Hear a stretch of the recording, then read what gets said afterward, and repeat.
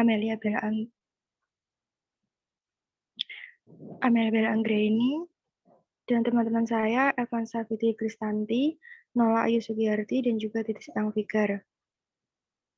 Di sini kami akan mempresentasikan mengenai penyusunan anggaran perusahaan jasa perbankan. Next.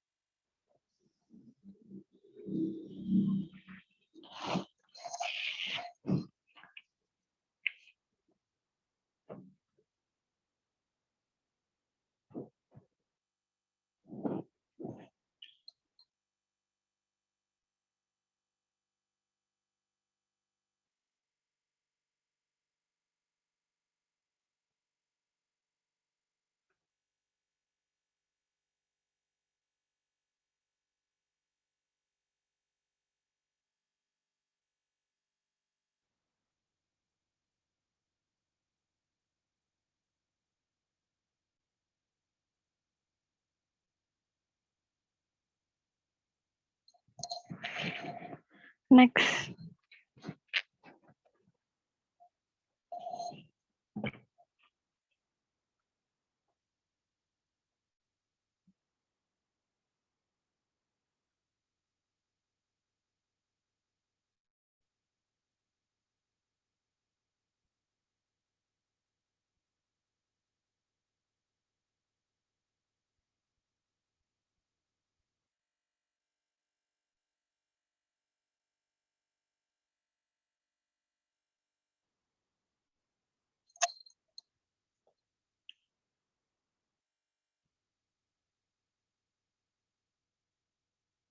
Mohon maaf, mungkin ada kendala di laptopnya Mbak Ika ya.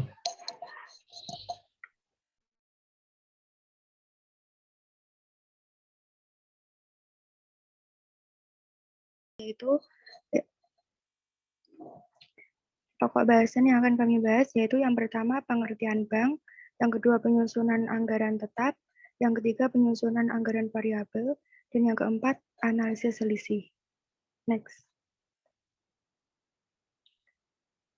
Pengertian bank, yang pertama usaha bank. Bank berasal dari kata banco, biasa dibaca banco dari bahasa Italia yang artinya tempat duduk. Maksudnya tempat duduk pedagang uang. Bank merupakan pedagang uang, yaitu membeli atau menarik uang dari masyarakat dalam bentuk simpanan dan menjual atau menyalurkan uang kepada masyarakat dalam bentuk kredit. Bunga simpanan yang dibayar bank kepada penyimpan atau kreditur merupakan harga beli uang. Bunga kredit yang diterima bank dari peminjam atau debitur merupakan harga jual uang. Uang pada dasarnya sama dengan barang, sehingga antara bank sebagai pedagang uang dengan pedagang barang pada umumnya tidak begitu berbeda. Contoh kegiatan perusahaan bank dengan perusahaan dagang dalam usaha mencari laba. 1. Menerima simpanan dalam satu periode senilai 100.000 dan membayar bunga simpanan 1.500 atau harga beli uang. 2. Membeli kredit dalam satu periode 100.000 dan menerima bunga kredit senilai 2.000 atau harga jual uang. 3. Bunga kredit atau harga jual uang senilai 2.000 dikurangi dengan bunga simpanan atau harga beli uang senilai 1.500 memperoleh laba senilai 500. Next.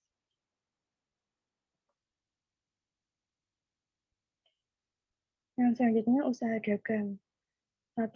Dalam satu periode menjual barang dagangan 100.000 kg unit barang dengan harga 2.000 atau harga jual barang. 2. Membeli barang dagangan dalam satu periode 100.000 kg unit barang seharga 1.500 atau harga beli barang. 3. Harga jual barang senilai 2.000 dikurangi harga beli barang senilai 1.500 memperoleh laba senilai 500. Dalam perusahaan jasa bank, anggaran kunci adalah anggaran kredit.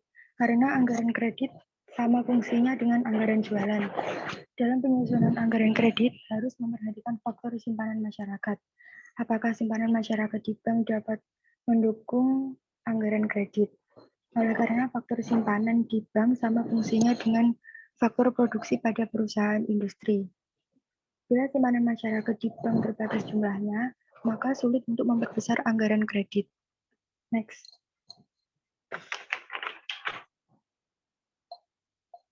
Selanjutnya yaitu macam-macam simpanan masyarakat di bank. Ada 3, yang pertama simpanan giro atau current account. Adalah simpanan masyarakat di bank yang penarikannya dapat dilakukan setiap saat dengan menggunakan cek, bilet giro, atau alat lainnya yang lazim digunakan. Masyarakat yang menyimpan dalam bentuk giro disebut dengan giran. Untuk administrasi simpanan giro, maka bank memberikan catatan rekening koran setiap periode kepada giran. Yang kedua, simpanan deposito atau demand deposit. Adalah simpanan masyarakat di bank yang penarikannya dapat dilakukan setelah jatuh tempo. Sebagai bukti deposan telah menyimpan dalam bentuk deposito, maka bank memberikan surat berbentuk sertifikat. Deposan adalah masyarakat yang menyimpan dalam bentuk deposito. Yang ketiga, simpanan tabungan atau saving account. Adalah simpanan masyarakat di bank yang penarikannya dilakukan menurut syarat tertentu. Untuk administrasi simpanan tabungan, maka bank memberikan buku tabungan kepada penabung untuk catatan tabungan. Next.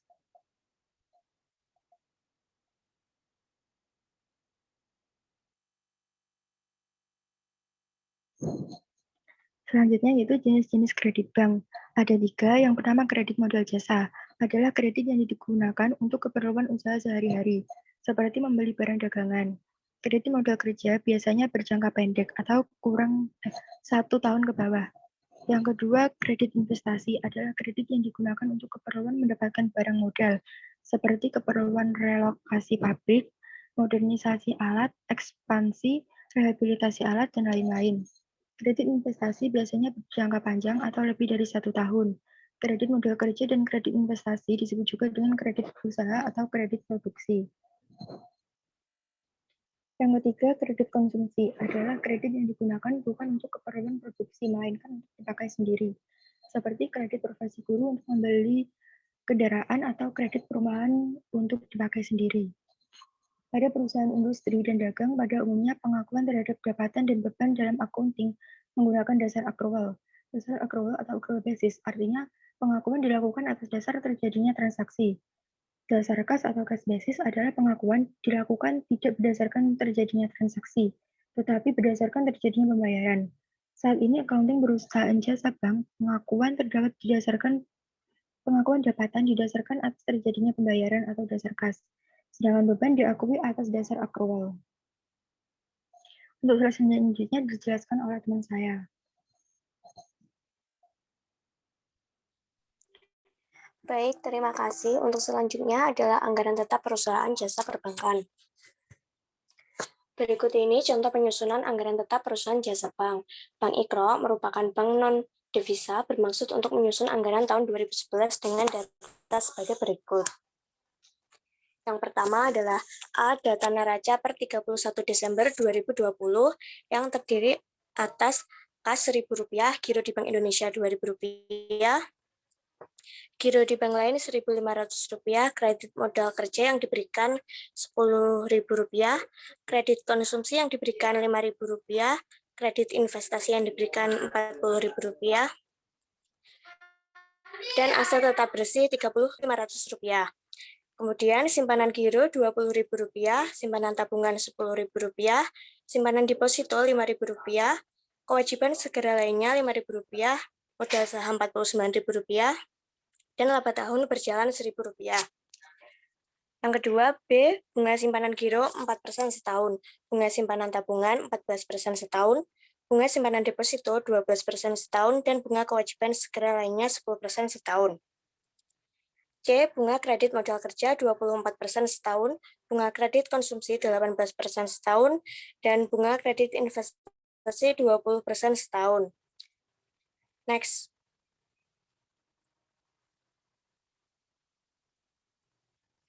Selanjutnya, D. Simpanan masyarakat di bank berupa simpanan giro, tabungan, deposito ditaksir meningkat 10% dari tahun lalu.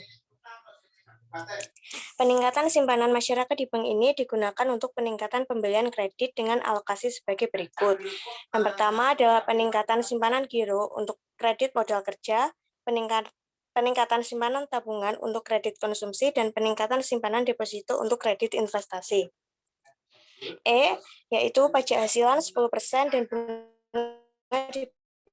dibayar periode bersangkutan. Tetap disusut 10% dari nilai bersih atau nilai buku, dan G, beban usaha lainnya ditaksir sebesar Rp3.570 dibayar tunai setahun.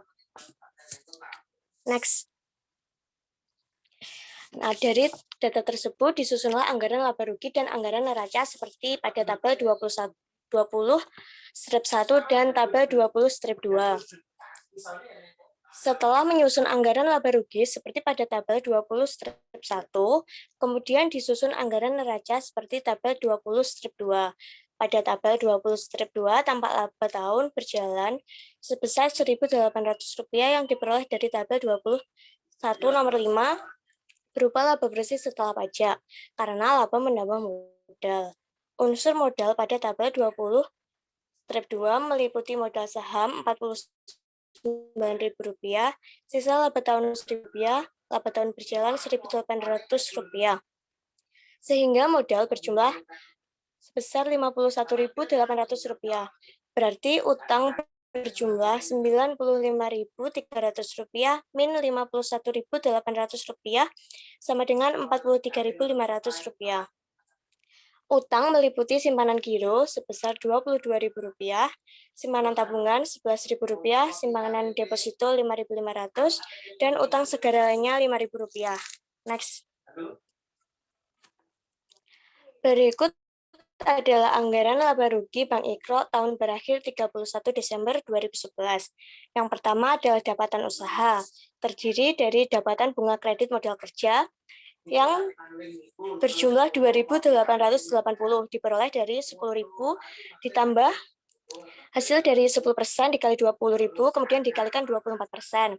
Yang kedua adalah dapatan bunga kredit konsumsi yang didapat dari Rp5.000 ditambah 10% kali Rp10.000 dikali 18% sama dengan Rp1.080. Yang ketiga, dapatan bunga kredit investasi, yaitu berjumlah Rp8.100 yang diperoleh dari Rp40.000 ditambah 10% dikali Rp5.000 dan dikalikan 20%. Yang keempat, dapatan bunga giro di Bank Indonesia dan lainnya, yaitu dicari dengan Rp2.000 ditambah Rp1.500 kemudian dikalikan dengan 4% sama dengan Rp140. Jadi angka yang 4 tadi dijumlahkan menjadi jumlah dapatan usaha yaitu Rp12.200. Next. Yang kedua adalah beban usaha yang terdiri atas beban bunga simpanan giro sejumlah Rp880 yang didapat dari Rp20.000 ditambah 10% dikali Rp20.000 dikali 4%.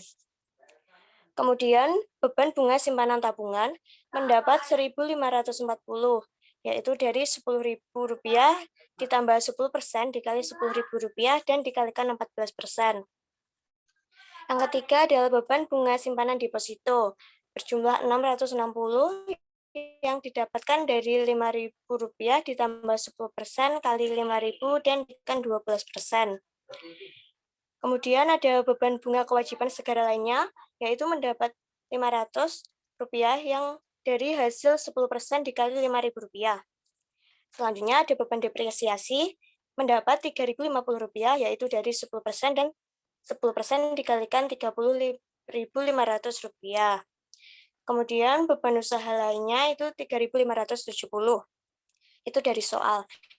Kemudian dijumlahkan mendapat jumlah beban usaha sebesar Rp10.200.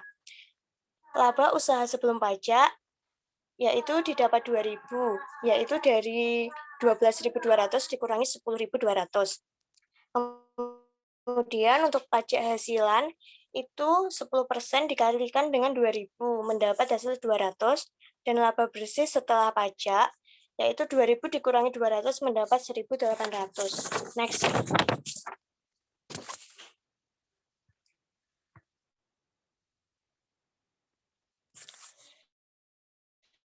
Selanjutnya adalah anggaran neraca baru Desember 2011. Pas yaitu 1.050 mendapatkan 5.850. Giro pada Bank Indonesia 2.000, giro pada bank lain 1.500, dan kredit modal kerja 12.000.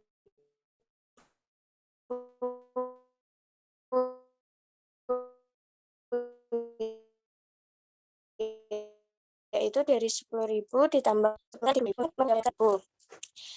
Kredit investasi yaitu 40.000 ditambah 10% dikalikan Rp5.000, mendapatkan hasil Rp40.500.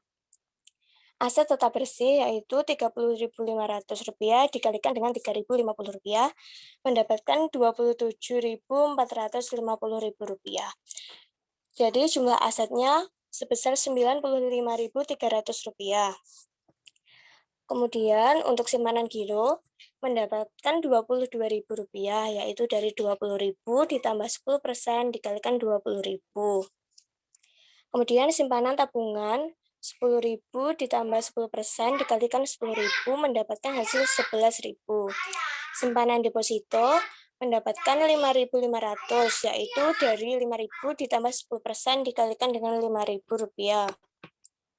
Utang segera lainnya yaitu Rp5.000, modal saham Rp49.000, sisa laba tahun lalu Rp1.000, dan laba tahun berjalan Rp1.800. Kemudian dijumlahkan yaitu menjadi jumlah utang dan modal sebesar Rp95.300, yaitu balance dengan jumlah aset. Kemudian untuk materi berikutnya akan disampaikan oleh Nola. Terima kasih. Terima kasih. Selanjutnya penyusunan anggaran variabel. Perhatikan contoh berikut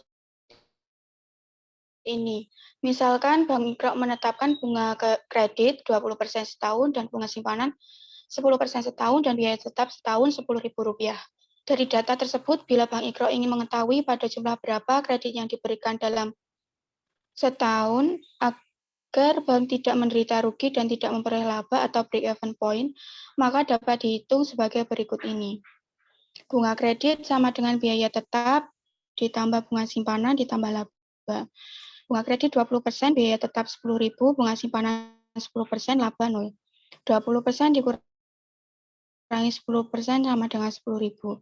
Rp10.000 sama dengan 10%. 10% dibagi dengan 10.000 dibagi dengan 10% sama dengan Rp100.000.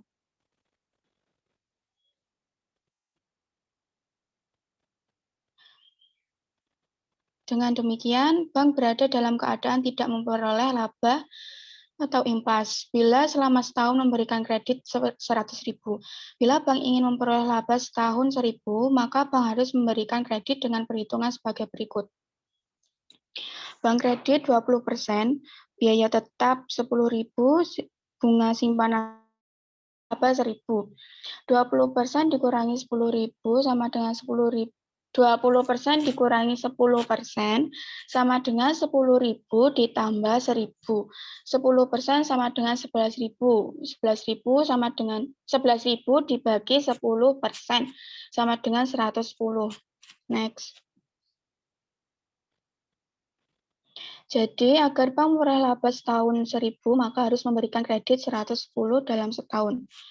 Bila bank ingin mengetahui pada pemberian kredit dalam jumlah berapakah menderita rugi 1.000, dapat dihitung sebagai berikut. 20% bunga kredit, biaya tetap Rp10.000 ditambah bunga simpanan 10% dikurangi laba Rp1.000.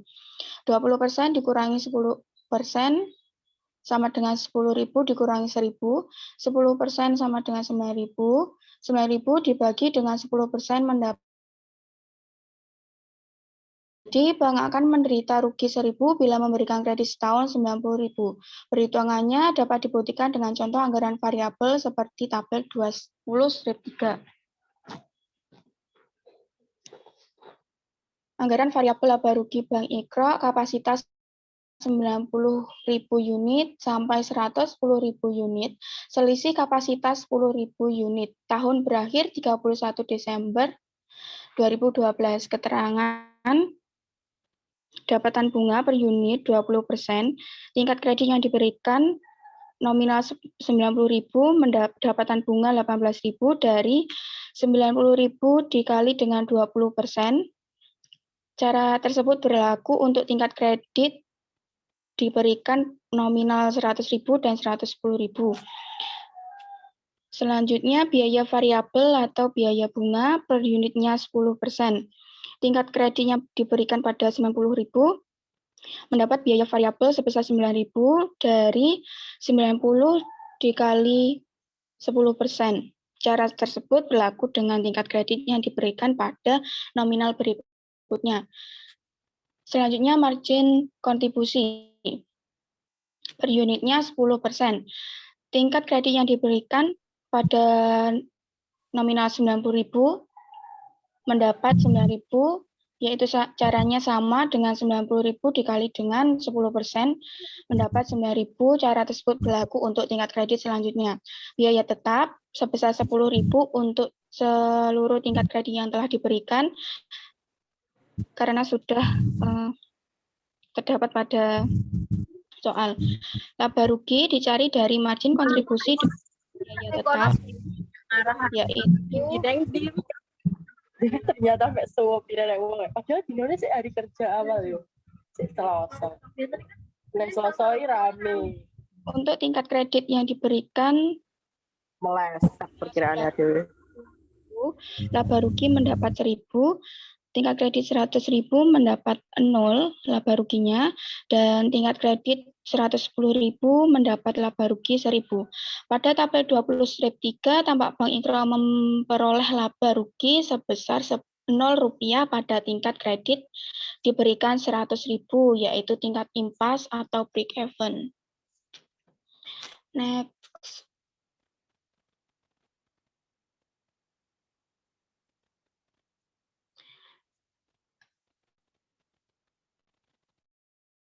Analisis selisih pada perusahaan jasa perbankan ada dua macam, yaitu analisis selisih kredit dan simpanan. Misalkan dari data anggaran variabel laba rugi pada tabel 20/3, kemudian setelah direalisir terlihat selisih anggaran seperti tabel 20/4. A. Analisis selisih kredit. Selisih volume kredit sama dengan tingkat bunga margin kontribusi anggaran dikali dengan volume kredit anggaran dikurangi volume kredit aktual. Tingkat bunga 10%, kredit anggaran sebesar 110.000 dikurangi dengan kredit aktual 120.000 mendapat laba sebesar 1.000. Untuk materi selanjutnya akan dijelaskan oleh rekan saya. Baik, terima kasih. Sini saya akan melanjutkan presentasi dari teman saya, Ayu Sugiarti, untuk realisasi anggaran laba rugi pada Bank IKRA tahun berakhir 31 Desember 2012.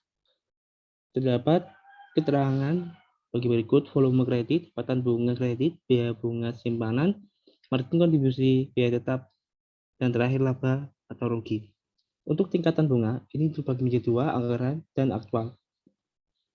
Untuk tingkat bunga, ini terdapat pada catatan bunga kredit sebesar 20% dan aktualnya 19%. Untuk biaya dan aktualnya 11%. Untuk mengetahui margin kontribusinya untuk anggaran, yakni pengurangan antara catatan bunga kredit sama biaya bunga simpanan. Dan juga sebaliknya untuk aktual, perhitungannya juga dikurangi untuk bagian margin kontribusi 19% dikurangi 11%. Temunya 8%. Untuk anggaran dan aktual dalam bentuk rupiah. Untuk volume kredit ini terdapat 110.000, aktualnya 120.000. Untuk mengetahui selisih laba, ini nanti dikurangi anggaran dikurangi aktual, ketemunya 10.000 laba. Berlaku juga sampai biaya tetap. Untuk dapatan bunga, kredit itu 22 dikurangi 22.800, ketemunya selisih labanya 800 terus simpanannya biaya bunga simpanan 11.000 dikurang 13.200 ketemunya 2.200. Untuk margin kontribusinya juga seperti itu caranya. Untuk mengetahui laba atau ruginya, ini kan sudah ditetapkan biaya tetapnya sebesar 10.000. Jadi kita tinggal kurangkan anggaran dari margin kontribusi 11.000 dikurangi dengan 10.000 ketemunya 1.000. Dan aktualnya 9.600 dikurangi 10.000 ketemunya minus 400. Untuk selisih labanya 1.400 rugi.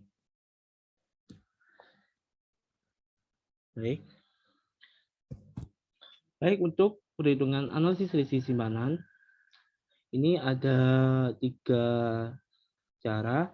Yang pertama selisih volume simpanan. Untuk penghitungannya ini tingkat bunga simpanan anggaran dikalikan dengan volume simpanan anggaran dikurangi volume simpanan aktual. Untuk selisih tingkat bunga simpanan, caranya volume simpanan aktual dikalikan dengan tingkat bunga simpanan anggaran dikurangi tingkat bunga simpanan aktual. Untuk menghitung selisih biaya bunga simpanan, rumusnya sebagai berikut. Tingkat bunga simpanan dikalikan dengan volume simpanan anggaran, setelah itu dikurangi dengan tingkat bunga simpanan aktual dikali volume simpanan aktual. Jadi selisih biaya simpanan sebesar 2.200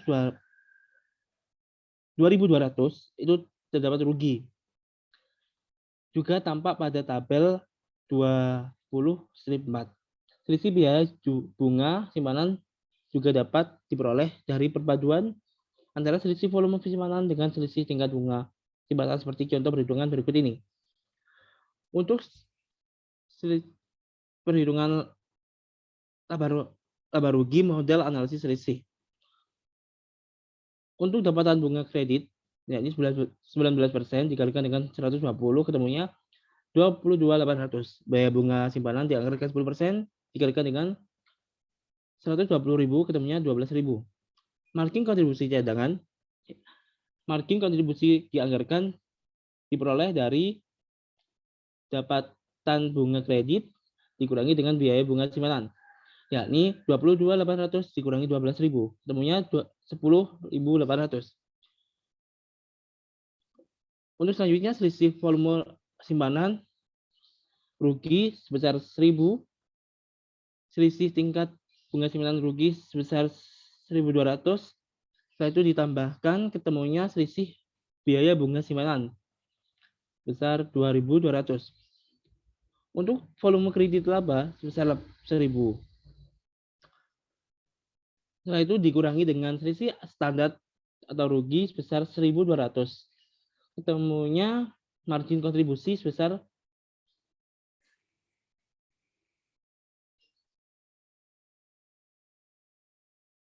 9.600 dan biaya tetapnya sudah ditentukan yakni 10.000. Margin kontribusi dikurangi biaya tetap ketemunya rugi 400. Bila diperhatikan tabel 20/5 terdapat rugi sebesar 400 dan hal ini sama dengan yang terdapat pada label 20/4 lajur aktual. Sekian presentasi dari kelompok kami. Jika ada kata atau perkataan yang tidak dimengerti bisa ditanyakan. Sekian dari saya.